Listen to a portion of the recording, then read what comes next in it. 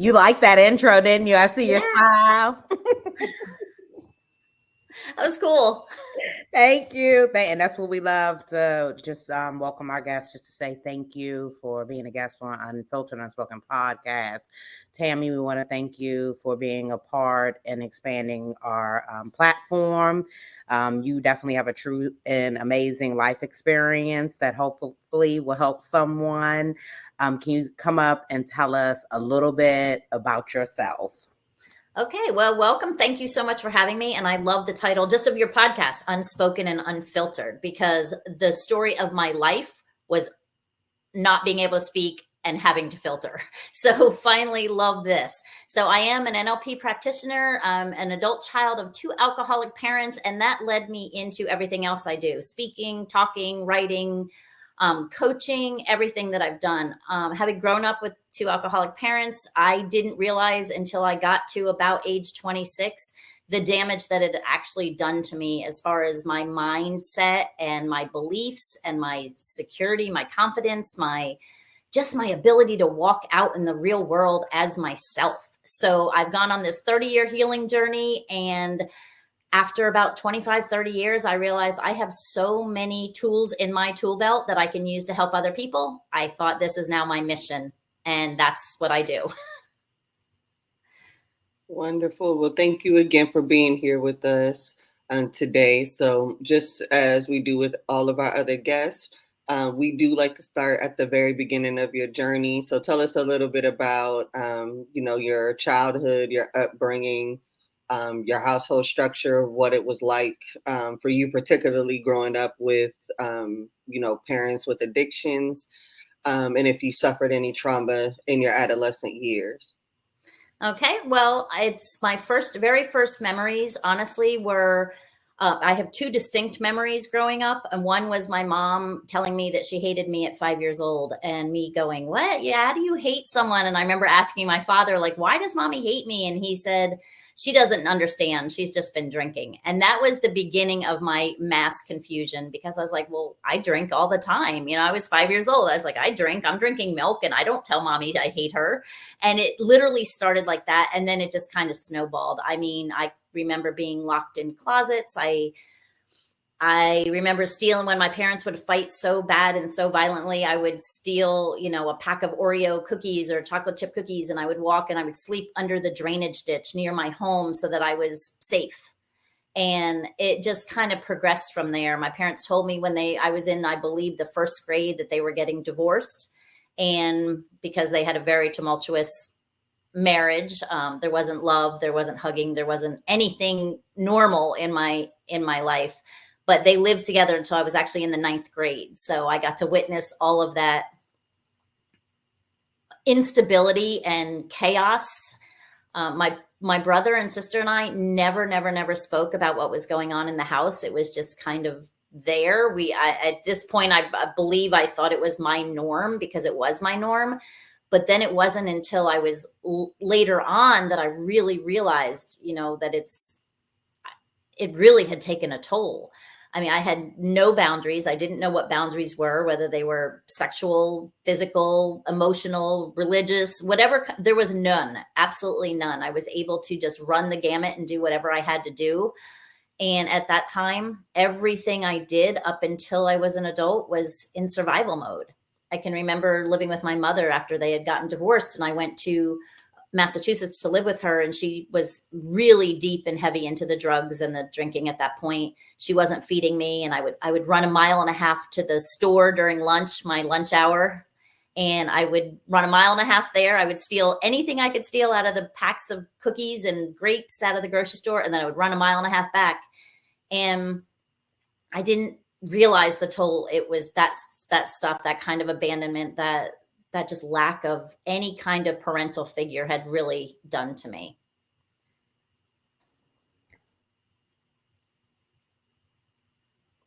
You're on mute. Sorry. I have a lot of questions, and I know Sid does too. So you've given us a lot to start with.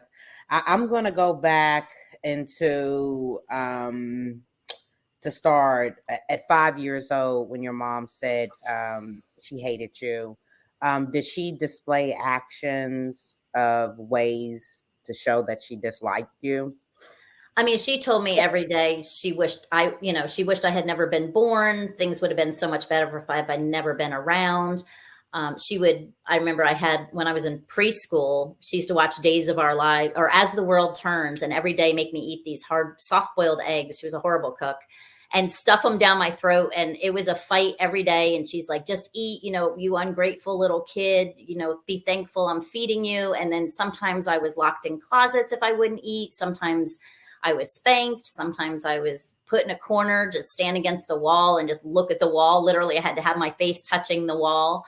And it was constant like that entire year. The first year that my older brother went to school, it was like that whole year. But I don't even have a memory of hugging my mother. I have memories of her telling me, if I would go to her, just being like, get away from me, just get away. That was always the response I got. And yeah, there was many, many, many physical ways of her showing me that she didn't want me. Now, at times of which, maybe both of them were sober, did anything change? Were they different in any way when there weren't drugs and alcohol involved? Were there any points that you can remember feeling love from your parents? My father, yes. My father was also an alcoholic, but he was he was a quiet, gentle, kind soul. My mother was the one that really, I think she was very tormented in her own mind. And so when she would drink, it would exasperate the problem and she would become violent and physical and just mean and nasty and hateful. I can remember curling up on my grandfather's lap and having my grandfather hug me, or my father. He did show affection and he did love me. And I remember when I would say to him, why does mommy hate me? I can remember at 5 or 6 or 7 years old, he would say, don't worry. I'll act like your mom and your dad. And that was kind of his answer to everything. But I didn't have a lot of memories of my childhood until much, much later.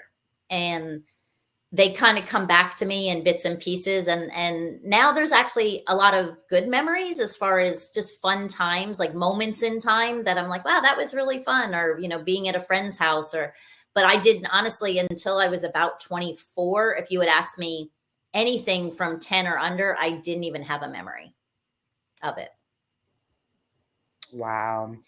I want to ask, if your parent, like your dad, your grandparents knew that your mother was as physically, mentally, and emotionally violent as she was to you, why didn't anyone intercept and not to allow you to go with her? Well, they didn't get divorced until I was in the 9th grade. My dad worked 2 or 3 jobs all of my life. They did pretty well for themselves. My mom was a child psychiatrist. My dad was a stockbroker on Wall Street. We had a facade of having a very successful family and a decent life. So there was really no reason for anybody to intersect. I never told my grandmother what happened. My grandmother had an idea. We lived in Ohio. She lived in New Jersey. And I remember my dad was in the military to start with. And my mom had left us alone for 2 or 3 days. I don't even know how long it was. And I had called my grandmother on the phone, or my grandmother called me, and she said, where's your mother? And I was like, oh, she hasn't been here for a couple nights. And I don't even remember exact age, but we had a little sister too. She was probably 2 or 1 at the time. And my brother was feeding her and taking care of her. And my grandmother put us in the car and moved back to New Jersey, just came and got us, 12-hour drive, and took us back. But it was really never spoken about. My dad got out of the military at that time. When he realized what happened, he got an honorable discharge out of the military to come take care of us. But we never talked about what happened in our family, ever. Hey, wow. Seriously, you say your mother was a child psychiatrist? Yep, she was. She's. I mean, and I was like, and yeah, I was like, man, I learned manipulation from the best. I was like, how do you spend so many years in school training how to help children and then completely and totally just bash their minds, really? That was literally where I was going with it. Because it does make everything a level more sinister, almost, because she knows exactly the type of kind of damage she's inflicting on you. And then, she kind of has a sworn duty to not do that. So that's a little rough. Yeah, that's yeah. But my question is, do you think that your siblings kind of share the same experience as you? Did they get the same version of your parents as you received? We had our own versions. If honestly, we don't really talk about it. My sister and I have talked a few times, and the only comment that she made to me was that she was a high-ranking officer in the military, and her PTSD, when she went and she had gone through rehab and was really trying to heal and get herself better, that she was not being treated from the PTSD of sending bodies home from the military or having people kidnapped right in front of her, that the PTSD that she was being treated from was from her childhood. And that was literally kind of the extent of the conversation we had. My brother and I talk, but we never talk about our childhood. Ever. We just never speak about it. But I do know, just from the little conversations we've had, if you put us in the same room or put us in different rooms and ask the same questions, you would never think that we grew up in the same house, because every kid takes a role. My sister was more protected because my mother knew that she was still young enough to be manipulated. My brother I got more of the emotional abuse, but I tried to become the caretaker, probably because I was a girl. I tried to take care of the household. My brother became the rebellious, acting out. I mean, brilliant man, but was always in trouble and drunk driving and just things like that. So we really all kind of manifested our own sense of identity in different ways, I guess you could say. Okay. So I want to go back to your parents fighting and the degree of the fighting in front of y'all and how that emotionally affected you. And maybe you can give an example of their fights. You don't have to go into details, because we always try to bring awareness to the transparency of parents that are abusing each other and how it affects the kids, so they can sit down and think about what they're doing in front of the kids. Right. And I love that message, because so many parents think that if they're fighting behind closed doors, or they're, slapping each other around when the kids aren't listening, the kids are hearing everything. But one of the best examples I can think of, and this was back in let's see, I was born in 68. So this would have been in the 70s, when they were really trying to start getting divorced. My dad wanted to leave, but back then it was very hard for a father to get custody. It was kind of just a given. Mom got custody unless mom was unfit. So, and my mom knew that there was going to be a custody battle. So I remember one night she pulled us downstairs and she's like, look at your father. He's hitting me. And she was burning cigarettes on my dad's arm, trying to get him to hit her in front of us, so we would have to go to court and testify, yes, my dad hit my mom. And I'll never forget, he was just standing there and just shaking his head and just going, I'm not giving you the satisfaction. I'm not going to hit you. I'm not going to do that. And I remember I'm standing there like, hit her. I remember like the rage in my little body at 10 years old, wanting him to just punch her. And then it was like the guilt of, because everybody would say, if I said to a friend, oh my gosh, this is terrible, they would say, but it's your mother. But it's your mother. And that's just saying, but it's your mother, like haunted me for years. So that was just one small example. I remember my mom, one day we were sitting at the table and my brother had a friend over, or a couple friends, and we were sitting at the table. She was making hard-boiled eggs. And he said something, not even to her or about her, but just something little snarky like a teenager would do. And she turned around and poured boiling hot water down his back. Just no reason, completely unprovoked. So you said that was your brother she did that to, or a friend? That was my older brother. Whoa. Yeah. And of course, he was a champion wrestler. So he jumped up. What is your natural reaction as a 16 or 17-year-old? He wanted to kill her. And I'm like, of course you do. But then it was just chaos, because then it was like my dad tried to break it up, and my dad ended up hitting his forehead on this vent we had over the stove and split his head open. So then the police got called and my brother went to jail and it was just chaos. I mean, I laugh now, but it wasn't really that funny. My gosh, like that's a lot to deal with. And it was, you know, the very first like half quarter of your life. Like that's a lot. Let me see. I kind of lost. That was insane. Sorry. I had a question and I was like, pour water on it. My God. What I guess characteristics or, you know, kind of makings of your personality do you think that your home life contributed to? And what kind of things were you going through, or what kind of things were you exhibiting where you feel that maybe, you know, somebody should have noticed, you know, either a change or what was going on outside of your family? Well, I definitely was withdrawn. I didn't talk to anybody or tell anybody what was going on. I mean, there were probably physical signs and there was a lot of depression. There was a lot of, I just withdrew. I didn't want to talk. I'm a big dissociator where I kind of step outside of my body when things get overwhelming and watch it happen, if that makes sense.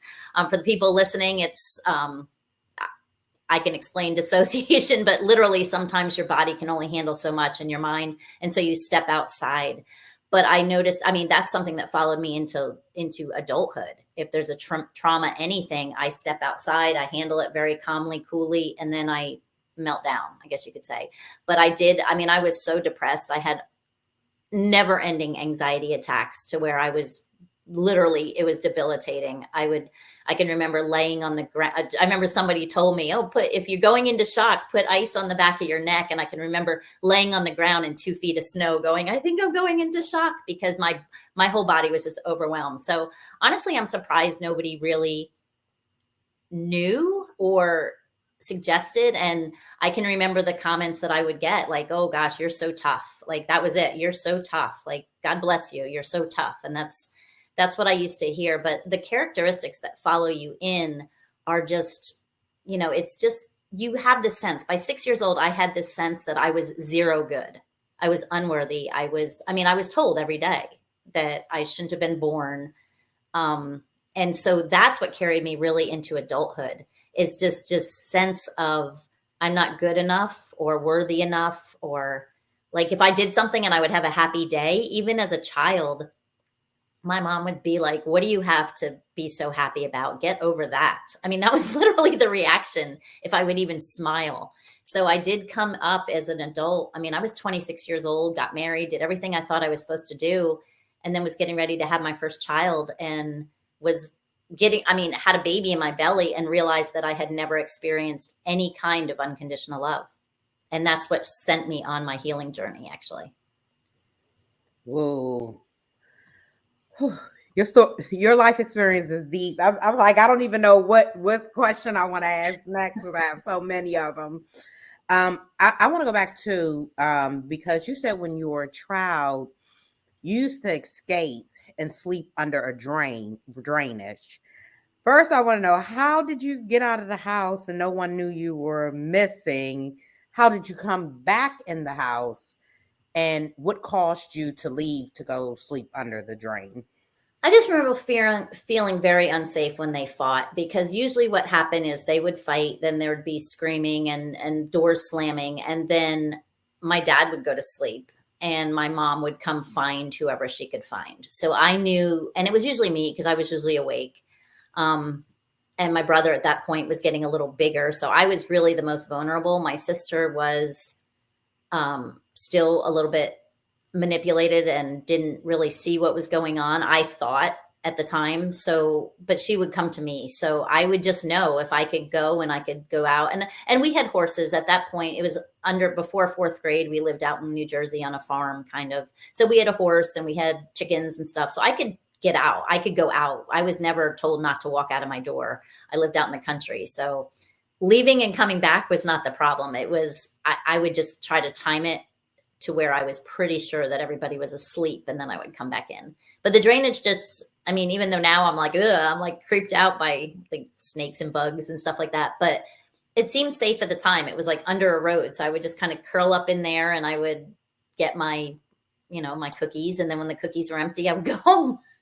It's, I don't know. I don't know what makes kids do what they do. So you're literally talking about the circle drainage that runs in between, like the over like the grass where the water runs through the right circle piece.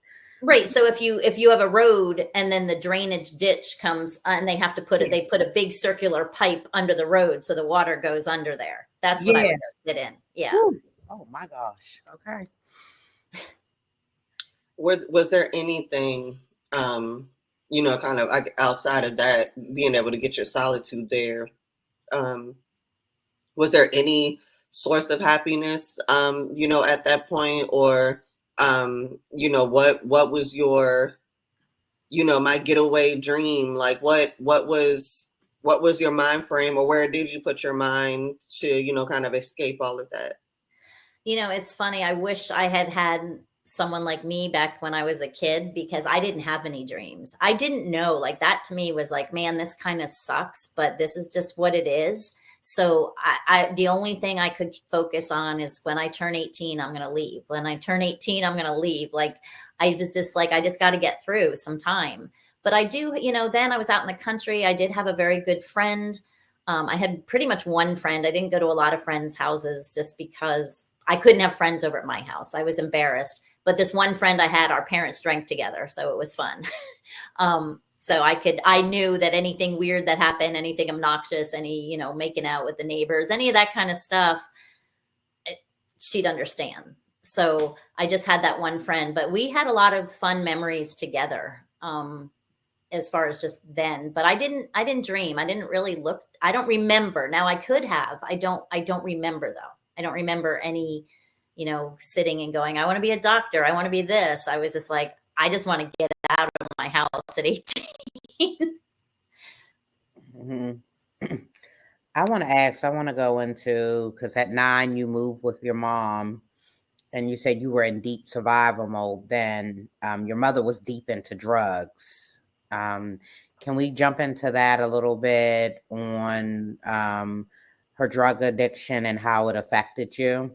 So that was actually not 9, after my parents got divorced in the 9th grade.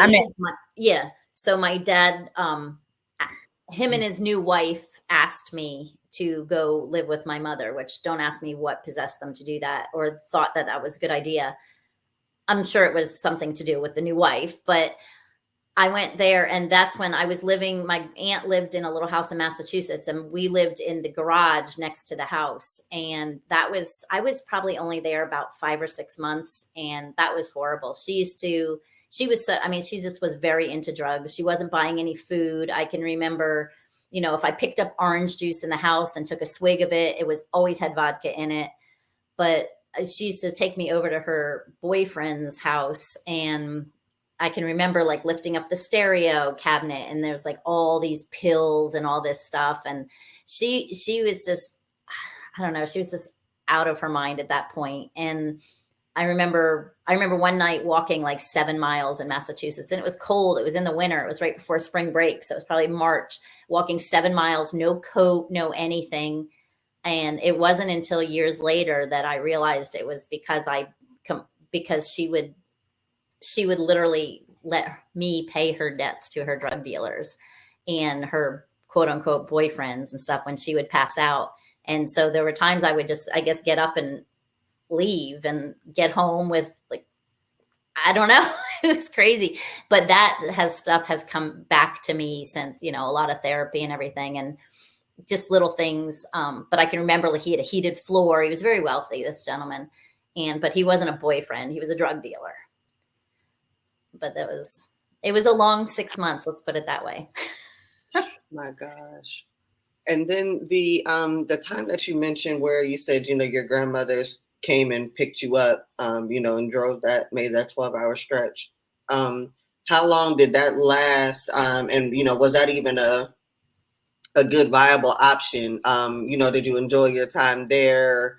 What was that situation like? That was probably the best thing that happened to me, because she picked me up, brought me back to New Jersey, and then my dad got out of the military. He ended up moving back. We ended up moving to New Jersey from Ohio. So like summers, we would get out of school, and we were only like maybe 8 miles, maybe not even, maybe 6 miles from my grandparents, but we would get out of school and we would go to our grandparents' house, and we would stay there all summer long. And those were the best times.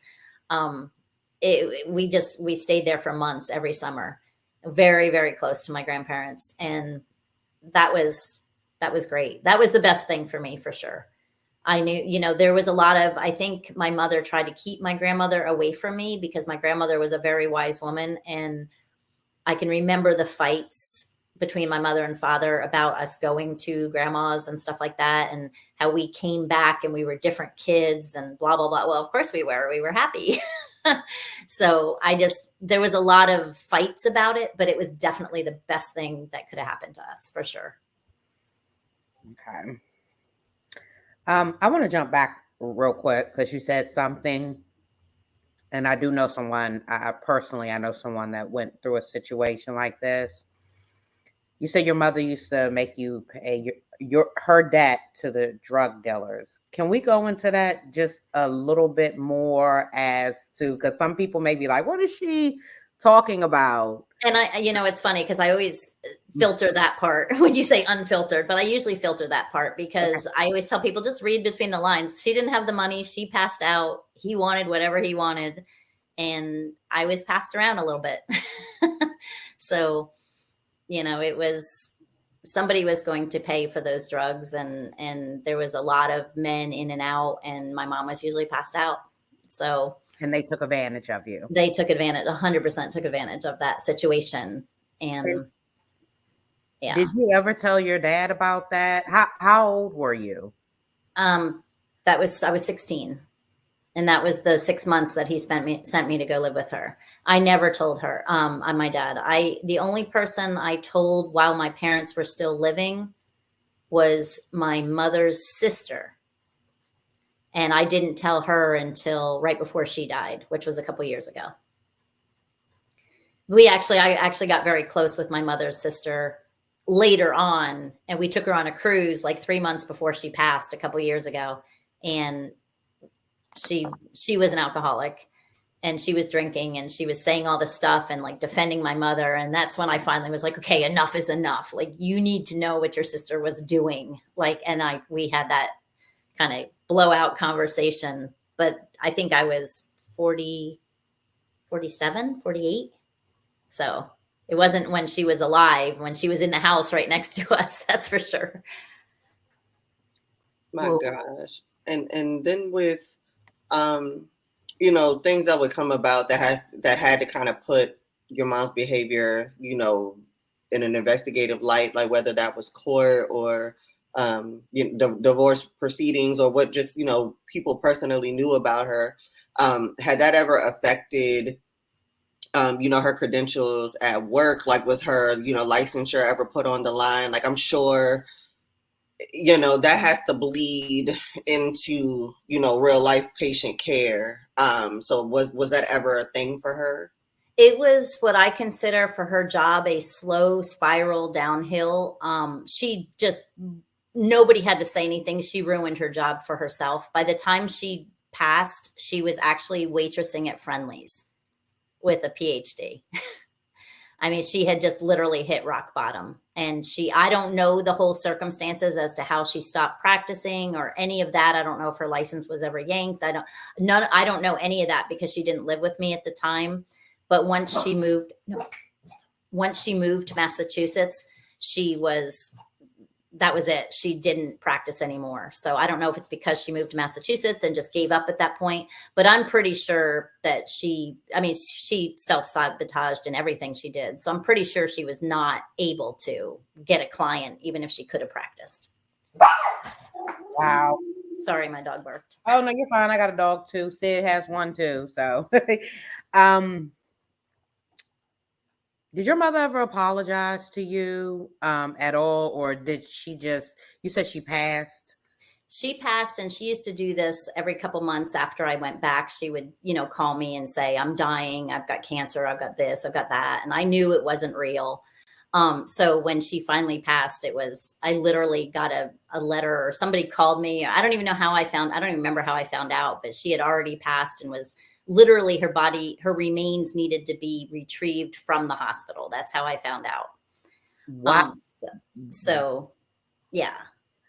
Was she still on drugs when she passed? Yeah. And she died. I mean, she died of cirrhosis. So at 42. So she was very young. Very young. Yeah. Yeah. So I think it was the year I got out of high school. So in 86. Gosh. And, with all things considered at that point, what was your feelings around that? Like, what can you recall, your mind frame being when she passed? I'll be honest, at that point in my life, I didn't really feel anything. So I was just kind of like, okay. I was honestly more angry because her brother was a Episcopal priest or minister or something. I don't even know what he was, but she only had one wish ever, as far as like when you pass, and she did not want to be cremated. So I was just angry that her brother let that happen, because I'm like, man, you might not have respected her when she was alive, but you respect someone's dying wishes. Like, that's something you do. And I was more focused about that and angry at the family at that time. I mean, as far as her passing, I knew it was coming, and I don't know. I really didn't have any feeling. I know that sounds so cold, but I didn't feel anything at that point. I just was like, okay, like that sucks. But I was more angry at the family for what they did. And I think because I was a child, and she used to always tell me, when I die, I'm coming back, and I'm going to come back, and I'm going to haunt you. And she used to always tell me that when I was a kid, because I would, like, when I was in high school, when I lived with her, I'd be like, man, I wish you were, like she would say, I wish you were dead. And I would say, well, I wish you were. And I would, of course, I was a kid. I was just saying what I wanted, was angry. But she would be like, oh, don't worry, killing me isn't going to help you. I will come back and I will haunt you. And I was like, dang, I know she was right. Like, she was, so I was like, no. So then when she passed, that was my only thinking, was they cremated her. She didn't want to be cremated. Like, I don't know why that stuck to me so much. Not that she was passed. I mean, she was in a much better place, gone. Honestly, she was so tormented, so tormented. Do you think your mother went through some form of abuse as a child? Did she ever openly talk to you about that? Because usually it's childhood traumas affect adult decisions. Yes, my mother, she had a lot of, and I think, she was a psychiatrist, her dad was a psychiatrist. And I think they say that most, I don't want to say most, but a lot of people get into psychology and psychiatry because they have their own issues, and they get into it to try to heal themselves. But she had mental issues right from the beginning. And I know she did. She was anorexic at 13. When my dad met her, she was, at one point, when my dad was dating her, he said that she had to be hospitalized for anorexia. She was like 63 pounds in the hospital. But when she was anorexic and cutting herself as a 13 or 14-year-old, her father, who was this great psychiatrist, sent her to boarding school in England and was like, don't come back until you're better. So clearly she never got any help that she needed. So it's rampant. I look on that side of the family, and I really can't find anybody that isn't afflicted with some kind of addiction. So. Goodness. Now kind of going into, when you're, getting where you say that your healing process begins to happen. Now, had your past allowed you to make, a good decision in your husband at the time? Like, was this a healthy marriage? Was this a good situation that you were in, becoming a mother and being married and things like that? Like, was your mind frame okay at that time? Did you make a good decision on who you picked? Not the first time. So I am remarried. I've been married for 22 years. And my second marriage was definitely picked more out of what it should have been versus my first one, which was just, oh, wow, you know, somebody's going to pay attention to me. And I was such a chronic people pleaser. And I met this gentleman who said, I want to have a baby and be married before I'm 30. And he was like 28 at the time. And I think it was, it just happened too quickly. I didn't know. I mean, that was right before I really started any kind of finding out about who I was, what I liked, what I felt, what I needed. I didn't know any of that at that point. So, and I tell, you know, it's like now, like the second time, it's like, okay, red flag, beep. Like it was very easy for me at that point, like afterwards, because then I started learning about things like boundaries and the fact that people shouldn't talk to you like you're a piece of turd and things like that. So the second one is definitely better. You know, a lot of people do, you know, when you grow up, I remember somebody saying to me, my ex-husband said something and it was just horrible. And I didn't think anything of it. And someone looked, the girl I was with, her mouth dropped open and she's like, you know, people can't talk to you that way. I'm like, why not? Like people talk to me that way my whole life. Like it didn't even faze me. And she's like, no. So she jumped in and I was like, wow, that's cool. Like people can stand up for themselves. Neat. Mm-hmm. It's just, and those are, you know, that's what I do now is that's what I coach. I coach these people that get into this world and they've never set a boundary or they've never had to stand up for themselves or they've never thought enough of themselves that they deserve to be able to be themselves because you don't feel like you are when you feel like a piece of turd. Absolutely. So for the first marriage, did you go through any physical, emotional, or any form of abuse? No, absolutely not. We had a lot of fun. But it was, I didn't even know what I wanted at that time. You know what I mean? I just knew I wasn't happy and I just knew. So I'll be the first one to say I wasn't the best wife because I didn't really I didn't know what unconditional love was. I didn't know what loving someone like that meant and my role in that. I had never seen it. I had never been modeled it. Nothing. And so like when my kids were born, it was all about them. Anybody else in the world could have gone away and I wouldn't have cared. It was about me and my kids and me making sure that they had what they needed. So, I made lots of mistakes. Now, when you said that, you know, when you were about to become a mother for the first time, that's when, you know, something kind of sparked in you that something needed to kind of change. What was that something for you? And, you know, what were the kind of first steps into your healing process? So did you ever read the book, Love You Forever? It's a little kid's book. No. Okay, so if you ever need it, it's for anybody out there listening, get the book, Love You Forever. It's about 20 pages, but it's about a mother's unconditional love for her son. And she's singing this song to him and they goes through all these stages of life and she's still loving him unconditionally and singing the song to him. And at the end, the tides are turned and he's rocking her because now she's old and frail and he's singing the same song, but replacing my mommy, you'll be, you know what I mean? My baby, you'll be with my mommy, you'll be. And I was reading that song and reading that book and I was rocking back and forth on my rocking chair, 6 months pregnant. And I had a total and complete meltdown. That was my aha. And it wasn't just like, I don't know how to love this kid. It was literally like getting hit by a 2x4 in the side of my head. Like you have no idea what you're doing. And that was so I went down to the Wayne County Library. I lived in North Carolina at the time, and we didn't have the internet back then. I wish we had. It would have really speeded things up. But I would sit in the stacks of books and just read everything I could possibly read. Like I would go back and go, okay, what happened when I was 3? And I would try to literally pull out, like, what does this mean? And I had read enough of my mom's psychiatry books because she had her home office at home for a while that I knew some stuff. But I really dove into it. And that's when I realized like, okay, I gotta like, what does it mean to love? Like, how do you love when you don't love anything? And it was just it really jump started me. So I was like, okay, I need to get in therapy. That was my first thing. Like, I definitely need to get in therapy. So, and I remember walking into the first therapy appointment and I told her something that had happened. And she said, well, how do you feel? And I was like, well, I don't know. What does it even mean to feel? Like, what are you talking about? And I was like, wow, I got a lot of work.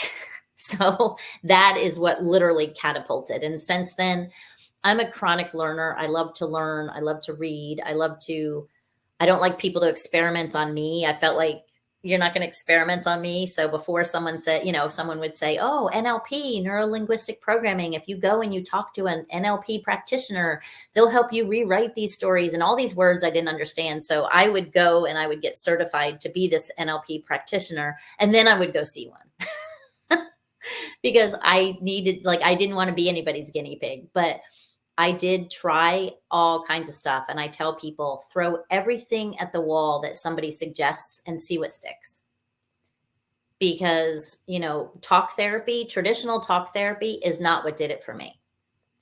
It was like Al-Anon meetings or ACA meetings, that and the community. That is what really catapulted me to go, wow, I need to figure this out. I got to stop, I got to stop. The alcoholism had nothing to do with what's going on now. Let me fix now. So. And I was going to ask, typically if a parent, not everyone, a child can pick up a bad habit from a parent. Did you pick up any bad habits from either parent as you got older or as an adolescent? Well, they were really bad habits, but I try to say now that I've turned them into my gifts. Like I was in survival mode for many, many years. So I learned to be a master manipulator. And I could, people were like, oh, now I'm like, oh yeah, I'm a great salesman. They're like, yeah, you could sell an ice cube to an Eskimo. But it was because I learned to manipulate. I learned to lie with a straight face. I learned to, those things I learned to do out of survival. And once you learn those things, it's like riding a bike, you don't lose it. And it wasn't and I made a lot of bad choices in my early 20s. And it wasn't until I decided, okay, I have all these things. I can either use this for good or I can use it for bad, because I could be a very manipulative person. So I did. There was a lot of bad habits, and they were all built out of survival. They were all learned. They're just learned behaviors. They're not necessarily habits that I wanted, but they were habits I developed out of survival. What did you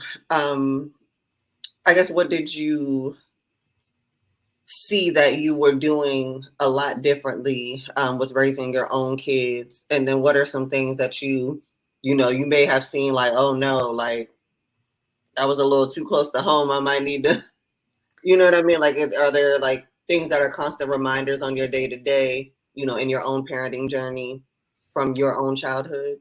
Well, I started off completely wrong because I started off saying, I'm just going to do the exact opposite of what was done to me. And then I realized that's not really the answer either, because the kids need stability. They need boundaries. Like I said, everything was so chaotic. I just wanted things very structured, but I felt like I was overcompensating for a long time. I overcompensated for the love that I didn't get. So I failed miserably at boundaries for the first couple of years. Luckily my kids are blessed. They're not spoiled rotten. They're not entitled, but I did that was a big one with me. And it was because I grew up a chronic people pleaser out of fear, out of survival. So I just, I give a lot sometimes without explaining repercussions to children and things like that. Like kids need structure, kids need boundaries. And a lot of times when you're just doing the opposite of what was done to you, you tend to lack those things. So, but there's other things I did. Like I will never, ever, no matter how angry I got, and I would never, ever swipe out at my kids without breathing first. Like that was something I started from day one. It didn't matter how mad they were. If something hit me and it hit me like a gut punch where my knee-jerk reaction was to slap or to hit or to yell or to say something nasty, I always breathe first. And that was probably and I taught myself to do that very early, because I realized that I have a lot of built up anger, and a lot of things trigger me, back then when they were younger, that would make me so angry. And so I would breathe, count to 10, I didn't spank my kids. I didn't need to really, which is good. But I never did anything and reacted, even with words, without breathing. And that is a really good habit to put yourself into for everybody. Yes, it is. I actually teach the kids that I tutor that. That's one of the biggest things that we do is breathing techniques. Mm-hmm. Yeah, Yes. because when you react, and I tell people that's why, all these kids that have these traumatic childhoods that don't realize it follows them into adulthood, they're running on a subconscious programming. They're running on all of those triggers as if they were still 5 years old. And if they're acting out, it's literally like I could see myself at 27 years old almost being a 5-year-old having a temper tantrum, the way I was acting and the way I was reacting. And that's why there's so much work involved, but it's so rewarding when you finally stop that and realize why you do what you do, and give yourself some grace to know that none of it was your fault. I agree. I want to go back because I have a question really quick, because I like to bring transparency to this, because a lot of people think it's mostly the males that are the abuser, but the female can be the abuser as well. Was your mom more so the abuser, triggering your dad to react, or were they both abusers?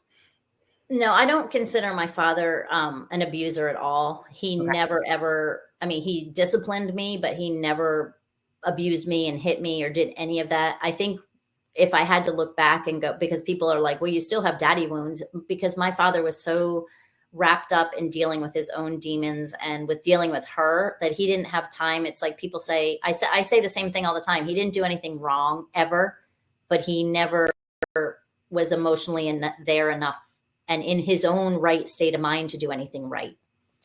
But I don't know. I can't speak for whether it's males or females. I know men and women are definitely wired differently, but of the people that I work with and the people that I talk to, I would say the mother, it's almost like a 50-50, but sometimes it's a different kind of abuse. Like a father will be more apt to use physical abuse, where a mother will use that manipulative, condescending, hard word, emotional abuse, which, people ask me, one time someone asked me, did you mind being hit, or would you rather be hit or ignored?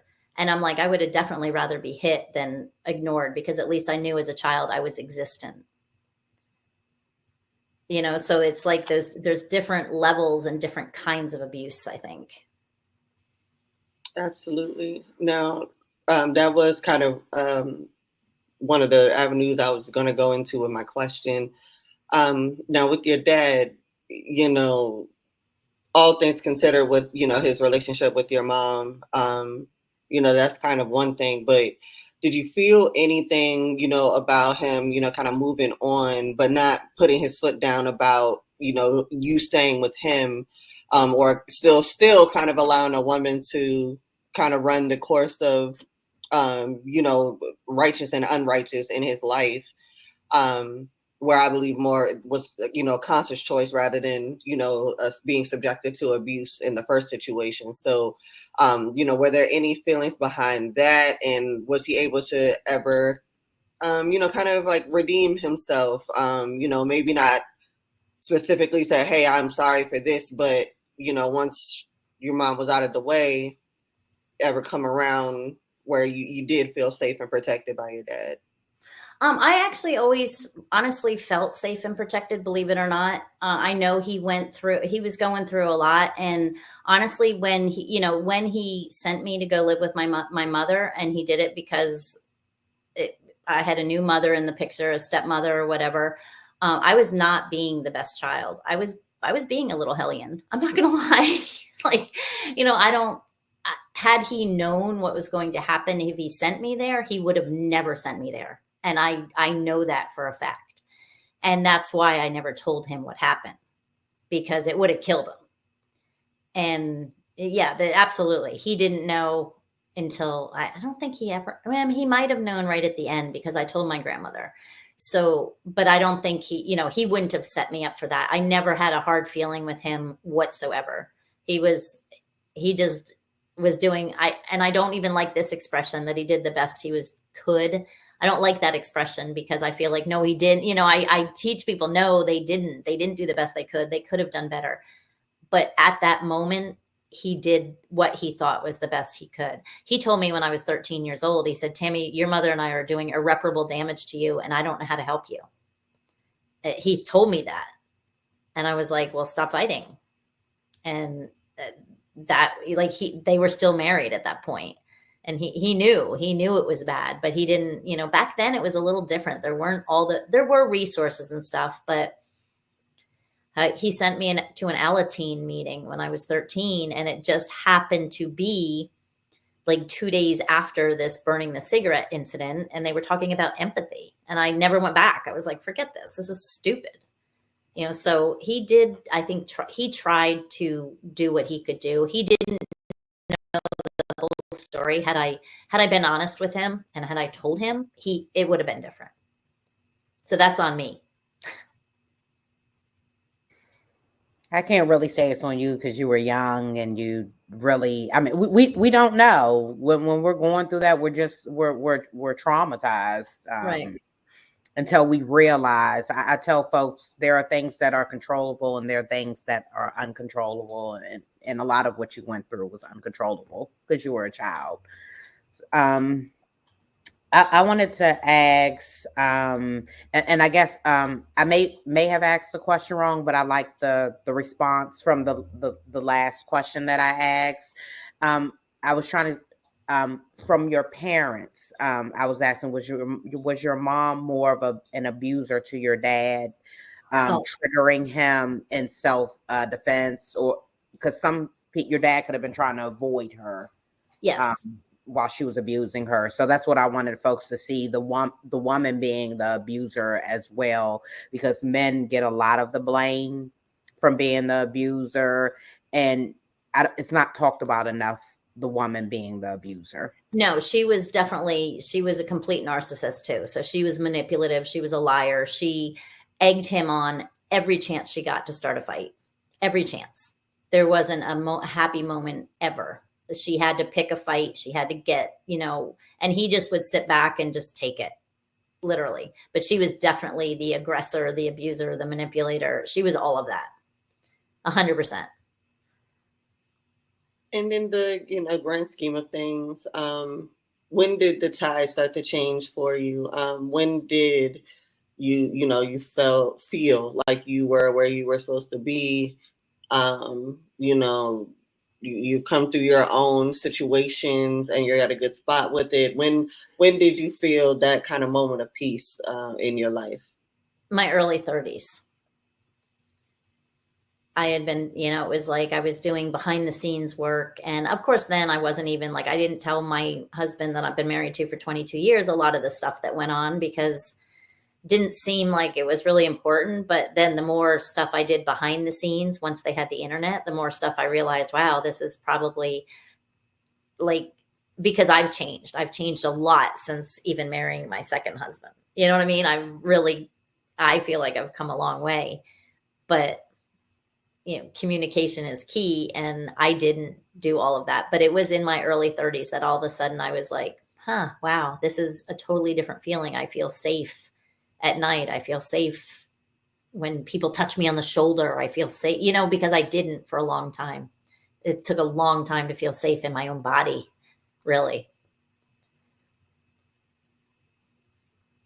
I don't know if I answered that, but yeah, it was in my mid to early 30s. Okay.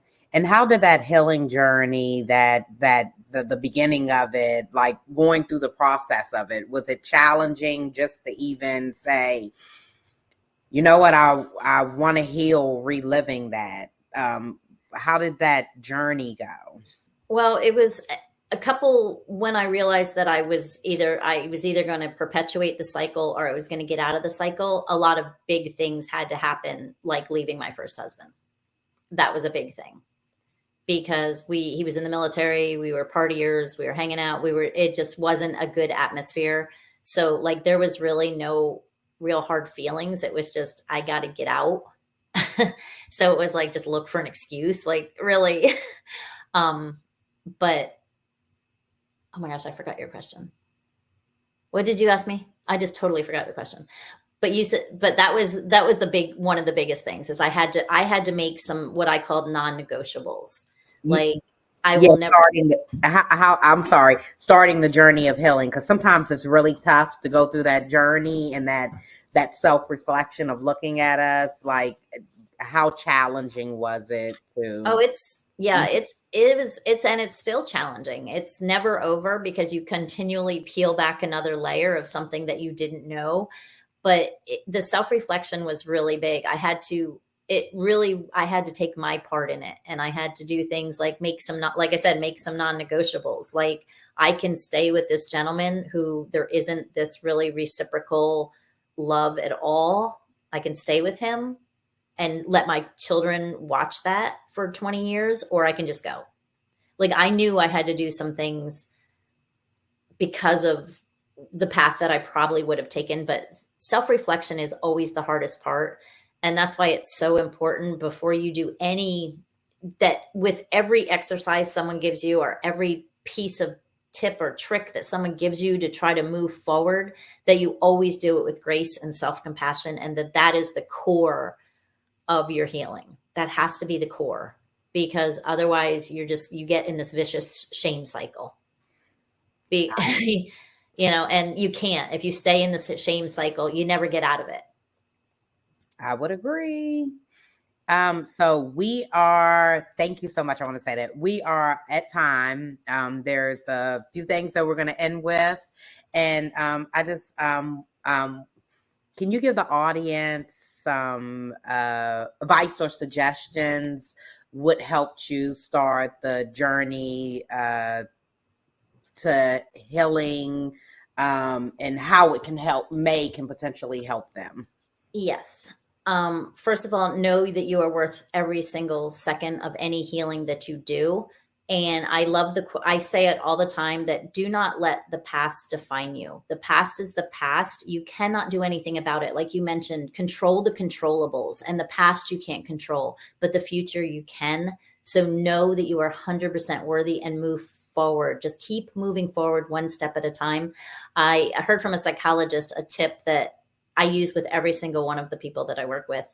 And picture your favorite ice cream or your favorite food, and picture how that makes you feel, and feel it in your body, because everything is stored in your body. So do you feel warm and fuzzy and excited to eat it? And now say to yourself with the same feeling, and then pause, I deserve all good things. And if you get a fist punch in your gut, or you're tense a little, your shoulders go up, you don't truly believe it, and you deserve to believe it. So I would say, if you do that little test on yourself and you're not quite there, you don't truly believe that you deserve all good things, start there and know that there's a lot more exploring to do. And then the last tip is never, never, never look at anything past, present, or future with judgment. Look at it with curiosity, because when you start doing that, you stop beating yourself up about it. Wise words to live by, for sure. Now, we do like to always close this out with what we call shameless plug. So you do see all of your information scrolling across the bottom here. Please let our viewers know how they can contact you, utilize your services. If there's anything that you need to draw attention to, traffic to, if you're selling anything, any events you have going on, you have the floor for anything you want to share.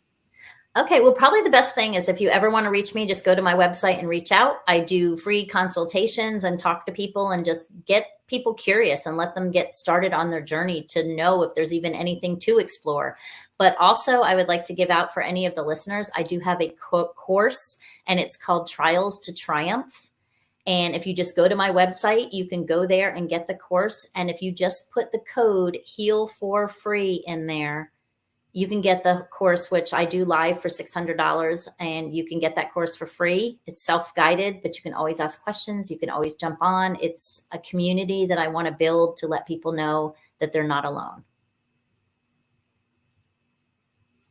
And that's it. Thank you. We want to thank you for being a part of Unfiltered, Unspoken podcast, expanding our platform and providing more resources to someone that may have went through what you have went through. And we hope that they can connect to your life experience so that they can start the journey to healing.